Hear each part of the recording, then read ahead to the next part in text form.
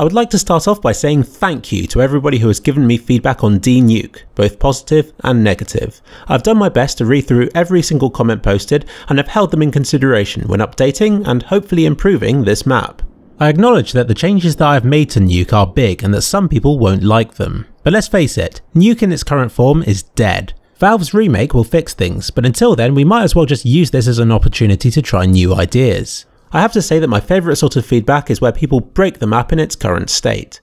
There's no excuse for not fixing these sorts of bugs, and I am very thankful for people who have taken the time to find these exploits early on. A lot of the times when I've been playtesting D-Nuke, I've encountered bugs firsthand and have immediately loaded up the editor and changed them. It's very rewarding. But there's another, far more controversial type of feedback where people suggest further changes and improvements to the map, and it's this sort of feedback that this video will be covering. I may sound like I'm bitching about negative feedback, but I don't mean for that. It's more to try and show things from my point of view, as somebody who has to deal with a lot of feedback that often contradicts itself. Making anything is an art. Whenever you have choices and decisions to make, some will inevitably be better than others, but there is often more than one good choice, and it's only with extensive playtesting that you'll be able to choose between these. With a lot of feedback, good and bad, they're probably basing opinions on the screenshots, a couple of rounds with bots, or at best, a casual session with lots of other players. If that one particular game happens to be one-sided, then they're going to think that it's the map's fault, rather than all of the other factors.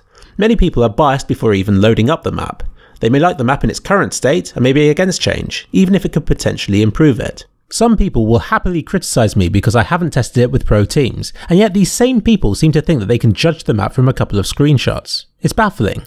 I've said this before, you can't make definitive judgments about a map without considering all of the factors. It's not just about the change itself, but also about the knock-on effects it has in other places. Nobody can run this as a simulation in their minds. It requires a lot of playtesting to understand the full consequences of the changes. Sure, I may only be playtesting it with casual, everyday players, but since 99% of players are in this category, it's a nice place to start and it's easy to arrange playtesting sessions for. In this video, I won't cover all of the feedback that D-Nuke has received, since every change has had positive and negative comments. Instead, let's focus on the roof on the T side of D-Nuke, since this is probably the most criticised of the changes that I made. I removed it because it's more harm than good in casual, and in competitive matches there shouldn't be any action here anyway. Most of the criticism claims that the spot was good for throwing grenades into bomb site A. A couple have argued that it's good for hiding in when saving weapons for the next round, and others have suggested an alternative route from the roof to the inside somewhere. My opinion is that these things are very unusual one-off events. You can always criticise a change for this, but you'd be ignoring the bigger picture. Firstly, the new route into the inside, as far as I'm concerned, is more harm than it's worth. There wasn't a problem with this in the first place. There are enough different routes through the level already. I'm a big believer in a simple T side of the map, since all of the action tends to take place around and between the bomb sites, of which this area is neither. The saving weapons for another round argument isn't too strong either. There are already a lot of hidey places in Nuke. By the end of the round you should have had the chance to access almost every part of the map. I don't see the point in a place specifically for this purpose. And finally, the setting up of grenade throws. I can understand this one. The roof area was used to prepare grenade throws to bomb site A to help give terrorists a chance of rushing the site, and by removing it I have incurred the wrath of 1,000 ESEA fans. It doesn't matter if I make the site fairer, or if there are new grenades that can be discovered in the new version of D-Nuke. Many players consider maps in their existing state to be sacred, as if no other layout could possibly match the same level of tactics. But let's face it, the roof area wasn't inspired, even for throwing grenades, which is its most useful feature. So why not use D-Nuke as an opportunity to improve it in this area? More on this later. The things I've mentioned are some of the problems you'll encounter from feedback. Everybody's able to give their opinion, and that's great, but inevitably there are some people who are in a better position to provide feedback than others. If people gave the new layout 10 minutes of testing before saying that they didn't like it, perhaps they hadn't given it enough time to get accustomed to the changes. I might have removed a grenade spot, but a new one might have sprung up somewhere else. A change in one place can alter another. It gets very confusing. With Dust 2 shifting between CT and T-sided and high-level tournaments all these years after being released, you could argue that no map can truly be judged until every tactic and counter-tactic has been performed on it.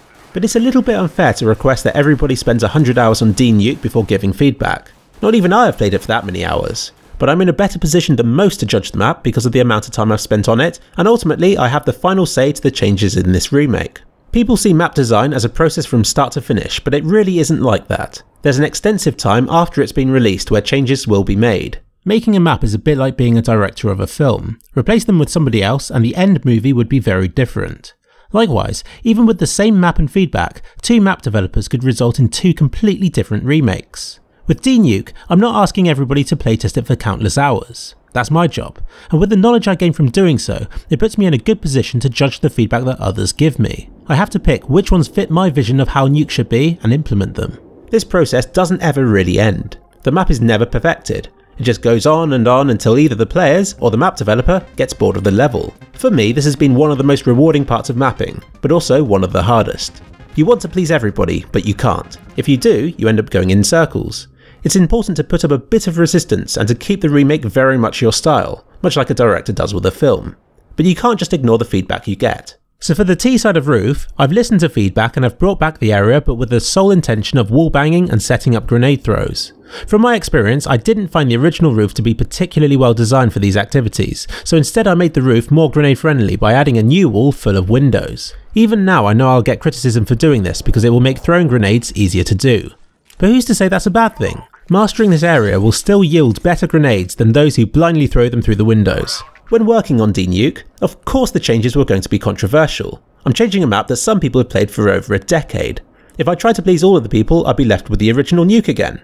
It's my job, as the map maker, to decipher the feedback and to make changes based on what I think will benefit the map. These decisions aren't always popular. They aren't always right. But then again, the feedback I get can often be just as confusing and from people who are adverse to change. And I, as the map editor, am the opposite. I love change. I get carried away, come up with ideas and can't help but try them. In this case, on somebody else's map. But this is the beauty of the workshop. Anybody can pick up an existing map and change it in some way, and the entire community benefits from good ideas. Look at how Volcano's changes to D-Nuke ended up being included officially. For me, the existing versions of Nuke with minor tweaks just didn't cut it, which is why I made D-Nuke so different. This map won't be the definitive version of Nuke. There will no doubt be many further remakes from people in the community. These later changes will hopefully borrow on what has already worked while adding some new ideas to the mix. All the while, Valve will silently watch over us before suddenly releasing their own definitive version of the map. And who knows, perhaps it will have been influenced by some of the ideas that we're experimenting with today.